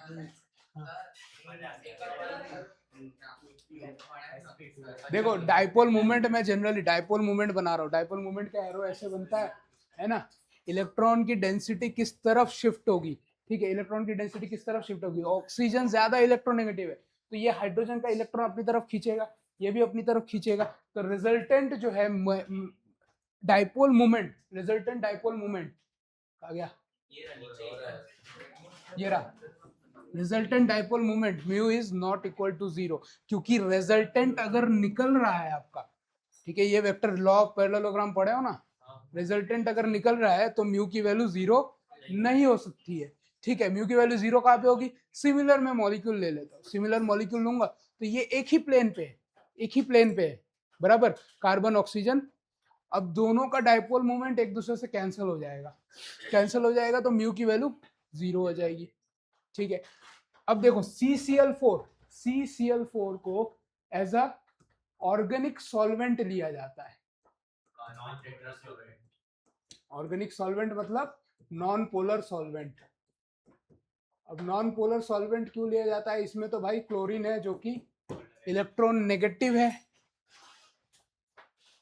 ठीक है। इसमें CCl4 जो होता है ये डाइपोल जनरेट नहीं करता है, म्यू की वैल्यू 0 हो जाती है इसमें, बिकॉज इसका जो स्ट्रक्चर है, ठीक है, वो कैसा है, ये जो मैं बनाया हूं ना ऊपर नीचे, ये प्लेन के ऊपर नीचे ऐसे है, ठीक है, ये ऐसे प्रेजेंट है, और ये जो 2 Cl है वो एक प्लेन पे है ऐसे, ठीक है। अब इन चारों का रिजल्टेंट एक दूसरे को काट रहा है, बराबर।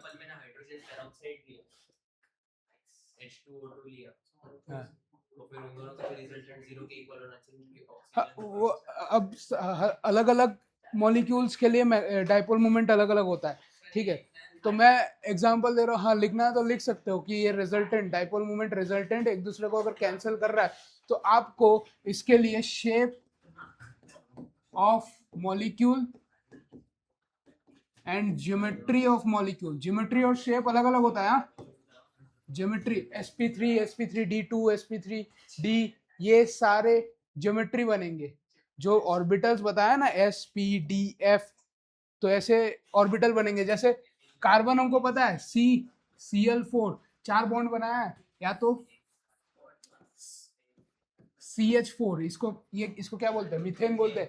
इसका स्ट्रक्चर कैसा होता है, ऐसे 4 लगा, ऐसा होता है क्या, ऐसा होता है 10 तक, ठीक है। इसके बाद आप 11th में पढ़ोगे सी का, ये इसका जो स्ट्रक्चर है वो ऐसा होता है, इसको टेट्राहेड्रल शेप बोलते हैं, ठीक है। और ये कैसा, नीचे एक ट्रायंगल से जुड़ा हुआ है और सबके साथ ऐसे जुड़ा हुआ होगा, जुड़ा होगा मतलब ये बताता है ट्रायंगुलर स्ट्रक्चर है। अब इसका हाइब्रिडाइजेशन और केमिकल बॉन्डिंग में आप लोग ये पढ़ोगे, तो ये मैं समझाने नहीं वाला अभी, क्योंकि ये केमिकल बॉन्डिंग का टॉपिक है, बराबर। ये समझ में आया। मैग्नेटिक मोमेंट अगर जियोमेट्री आप लोगों को पता है, जियोमेट्री अगर पता है आप लोगों को, शेप पता है, तो आप मैग्नेटिक मोमेंट का आइडिया लगा सकते हो। ठीक है, हाँ कर लो, ये 3 मॉलिक्यूल का मैग्नेटिक मोमेंट लिख लो, क्या कैसे होता है। सर विज्ञान से नहीं पढ़ाने वाले, एक बार पूछ वेक्टर नहीं, वो बोले कि अगर आपको खींचना है तो states of matter. I think वो बैठना पड़ेगा। अभी क्या कोई बात नहीं। वो जो पढ़ाने वाले थे वो YouTube पे लाइव का शेड्यूल हुआ था, पर अभी वो प्राइवेट कर दिया। हाँ तो वो कैंसिल हो गया, मेरे को बोला अगर आपको खींचना है तो खींच लो। मत कीजिए, जल्दी भी छोड़ सकते हैं। सर आजू बाजू की बातें कर रहे हैं। हाँ क्या है? कटक मारे बाहुबली को क्यों मारे? ये चमका कि नहीं पहले बोल। चमका। हाइड्रोजन बॉन्डिंग वेक्टर लेकिन वो वाला समझो कि वो ऐसे क्यों बनता है? कैसे क्यों बनता है? वो ग्रेफेन का ये टेट्राहेड्रल स्ट्रक्चर। अरे ये भाई केमिकल बॉन्डिंग में पढ़ोगे सर, ये सारा चीज केमिकल बॉन्डिंग का ही है। अब मैं सब अगर पढ़ाने लग गया तो वही आ जाएगा। ठीक है, हाँ तो प्रिंसिपल पढ़ाने वाली है केमिकल बॉन्डिंग, उसमें आएगा। ठीक है, तो इसका जैसे हाइब्रिडाइजेशन होता है, हाइब्रिडाइजेशन पढ़ा है तुम लोगों ने? हाइब्रिडाइजेशन कैरेक्टर पढ़ा। हाइब्रिडाइजेशन के ऊपर होगा ये। ठीक है, तो ये स्ट्रक्चर 10 तक, ठीक है 10 तक, ये जो फेरी टेल तुम लोगों को दिखाया है ना साइंस का 10 तक, वो 10 तक ही रहता है। 11th में रियल स्टोरी चालू होता है। साइंस में सब है भाई, परेशान हो रहा है अभी तो। एक चैप्टर में फिजिक्स, केमिस्ट्री, बायोलॉजी, मैथ्स सब आता है।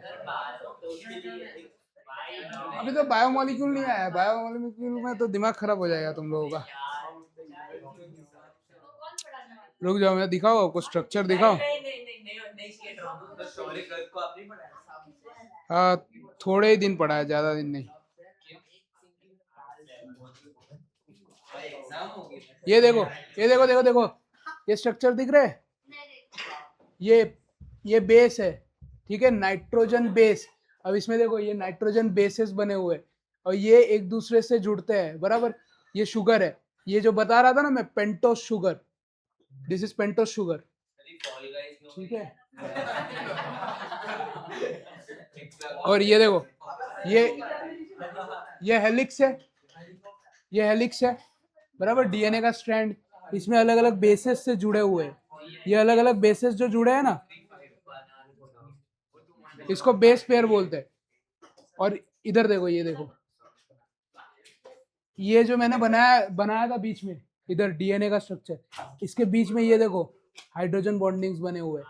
तो इतने लंबे लंबे स्ट्रक्चर्स है ऑर्गेनिक के। सर हम जेई विदाउट केमिस्ट्री कर सकते हैं?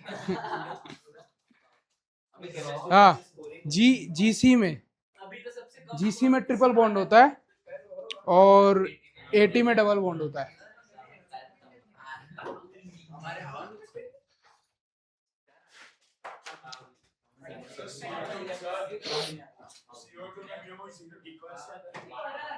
म्यू 0 होता है क्योंकि एक दूसरे का डाइपोल मोमेंट कैंसिल कर दे रहा है ना। डाइपोल मोमेंट पूरे चुप करोगे तुम लोग? हाँ बोल। ये वाला ये तो मैं जनरल बताया हूँ कि रिजल्टेंट अगर होगा तो म्यू की वैल्यू 0 नहीं होगी। रिजल्टेंट इसमें कहा रिजल्टेंट आ रहा है, दोनों कैंसिल कर दे रहे तो रिजल्टेंट ही नहीं है। अगर रिजल्टेंट नहीं है तो म्यू की वैल्यू 0 हो जाती है। वो मैग्नेटिक मोमेंट ही है। इसके लिए CO2 जो होता है ये न्यूट्रल होता है, ठीक है। ऑक्सीजन है फिर भी न्यूट्रल है।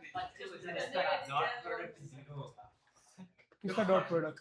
डॉट एनडीओ का डॉट प्रोडक्ट 0 इसका हाँ हो सकता है। अगर 90 पे होगा तो वो 90 पे ये पैरेललोग्राम रूल है ना, तो 90 पे तो ये कहाँ है? आपके डायग्राम में ही लिख रहा है। हाँ तो 90 होता भी नहीं है।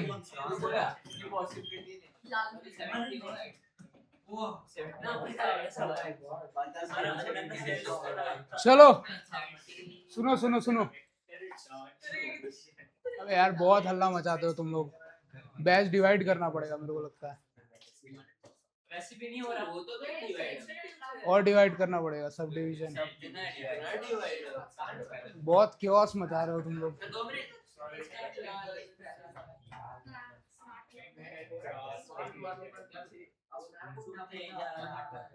चलो अभी चैप्टर स्टार्ट करेंगे हम लोग, गैसियस स्टेट। आज नहीं, नेक्स्ट लेक्चर एक इंट्रोडक्शन दे देता हूँ खाली, इंट्रोडक्शन नहीं मतलब गैसियस स्टेट का थोड़ा बहुत स्टार्ट। ये बेस है स्टेट्स ऑफ मैटर का। अब गैसियस स्टेट पढ़ोगे तो उसमें गैस कैसे बिहेव करेगा, उस ये सब काम आने वाला है। इसमें थोड़ा बहुत इंफॉर्मेशन मैंने एक्स्ट्रा भी दिया है जो कि इससे रिलेटेड है, बाकी ओवरऑल केमिस्ट्री के लिए इम्पोर्टेंट है? हाँ काफी है। छोड़ दो सर, हमें बख्श दो, इतना टॉर्चर किस बात का मिल रहा है? ये नाम खराब कर रही है मेरा वीडियो में। तुम लोगों को समझ में नहीं आया? क्या चमका चमका वाला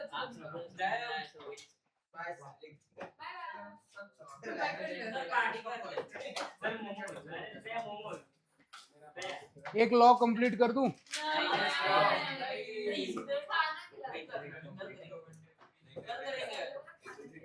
अरे पर टाइम का हुआ है, देखो अभिज्ञान क्या है? मैं खुद भूखा बैठा हुआ है, पानी पी के पढ़ा रहा हूँ इधर। तो अभिज्ञान सर से मांगो पार्टी जाके, है? हाँ तो पैसे नहीं देने चाहिए बच्चों को, नहीं देने चाहिए। ओए,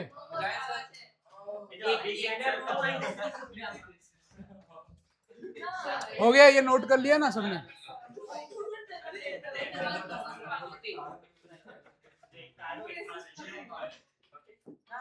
हमारा फ्रेंड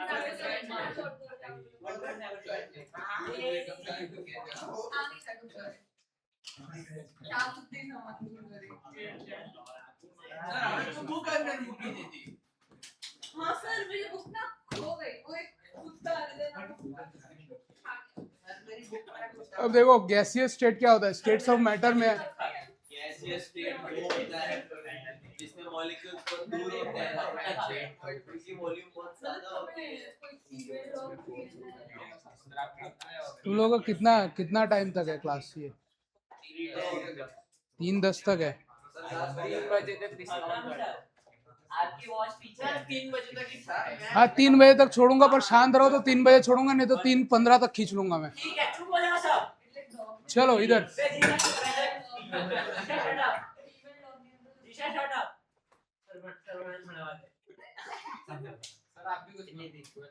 ठीक है। चलो introduction to basic gas law.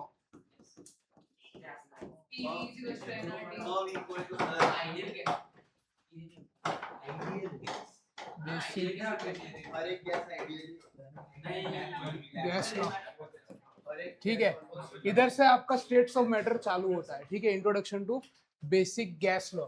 अब गैस लॉ क्या कहता है, गैस कैसे बिहेव करेगा, किस किस चीज पे, 2 इंपॉर्टेंट पैरामीटर्स है जिस पे गैस डिपेंड करता है, किस पे, प्रेशर एंड टेम्परेचर, ठीक है। उसमें भी टेम्परेचर बहुत ज्यादा मायने रखता है, ठीक है। टेम्परेचर बेसिस है किसका, प्रेशर का, वॉल्यूम का कैसे चेंज होगा, ठीक है। तो एक गैस को प्रॉपरली अपने स्टेबल स्टेट में रहने के लिए क्या चाहिए होता है, low pressure, sorry low temperature high pressure, है ना। गैस किस में स्टेबल रहेगा, लिक्विफाई हो जाता है, ओके। तो LPHT, इसका मतलब क्या है, low pressure and high temperature. High temperature पे गैस जो है वो एग्जिस्ट करता है, गैस एग्जिस्ट करता है, आइडियली बोल सकते हैं, लो प्रेशर हाई टेम्परेचर पे, ठीक है। Gaseous state depends upon gas. States of matter में कितने, सॉलिड, लिक्विड एंड गैस।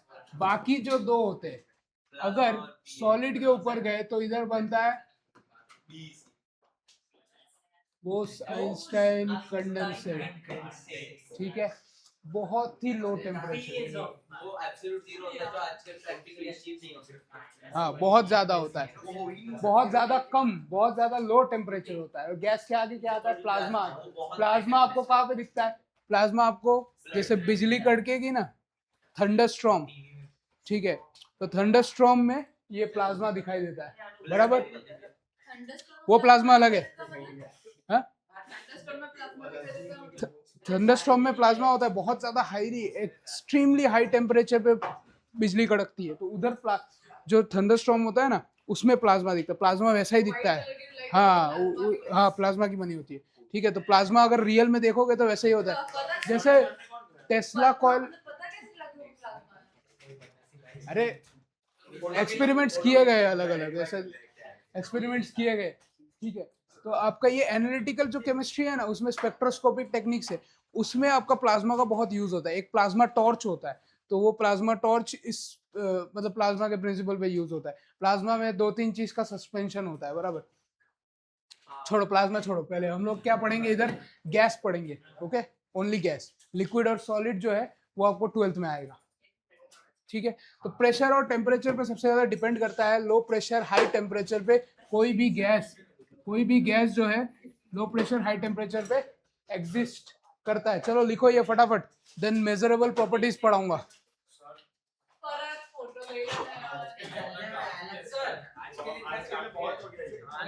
अरे अभी बोला 3 बजे तक, 10 मिनट है खाली। मैं 5 मिनट खाली। हिमांडवली कर रहा है मेरे साथ। देख मैं हेलोजन ग्रुप का हूँ, ठीक है। तुम लोग इलेक्ट्रॉन जल्दी खाने में, अबे तू मेटाफर नहीं समझता है, गधा है पूरा। तो आप कैसे आप NH25 वो मेरे से मांडवली कर रहा है, तो मैं 5 मिनट से पहले छोड़ने नहीं अच्छा, तो आप स्टेबल नहीं हो। पीटेगा तू, मतलब फ्लोरीन का स्टेबल होता है, आप स्टेबल नहीं हो। ये घुसड़ मारूंगा इधर बिखर जाएगा, समझा? बकवास कर रहा है। चलो गैसियस स्टेट ये लिख लो यार, खाली कैटेगरी लिख के छोड़ दूंगा, शांति से लिख लो। मैंने सुना आपने उससे क्या बात की? क्या?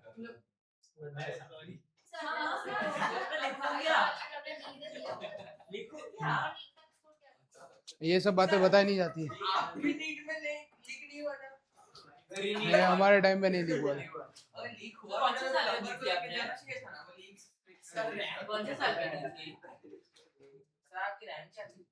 2018 शायद, यस सेटिंग। रैंक वैंक यार भूल गया मैं तो सब। तुम लोग अभी ये वीडियो चालू है, धोती मत खोलो तुम लोग, समझे ना?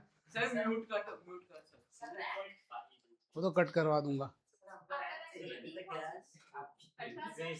18 नहीं, याद नहीं है मुझे।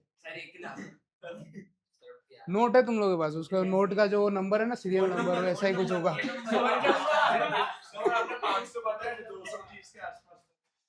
हाँ वैसा ही कुछ था, वो भी बिना पढ़े। पढ़ने के बाद नहीं था ना, बिना पढ़े मतलब मैं बोर्ड्स की तैयारी करता था, ये इसकी तैयारी नहीं कर रहा था। फिर उसके बाद मेरे को रियलाइज हुआ कि इसमें ज्यादा मजा है। नहीं, तुम लोगों को तो बहुत पहले मतलब बता दिया गया। हम लोगों को 11th-12th में पता चलता था नीट जैसी कोई चीज, मतलब बहुत ज्यादा, हाँ इतना ज्यादा क्रेज नहीं था मेरे टाइम पे। क्रेज था थोड़ा बहुत, मतलब बहुत, मोस्ट ऑफ पब्लिक को पता ही नहीं था ऐसा टाइप। अब इतना भी पिछड़ा मत सोच देना। बहुत पढ़ा दिया। हाँ आज तो बहुत सारा पढ़ा दिया। चलो कोई नहीं।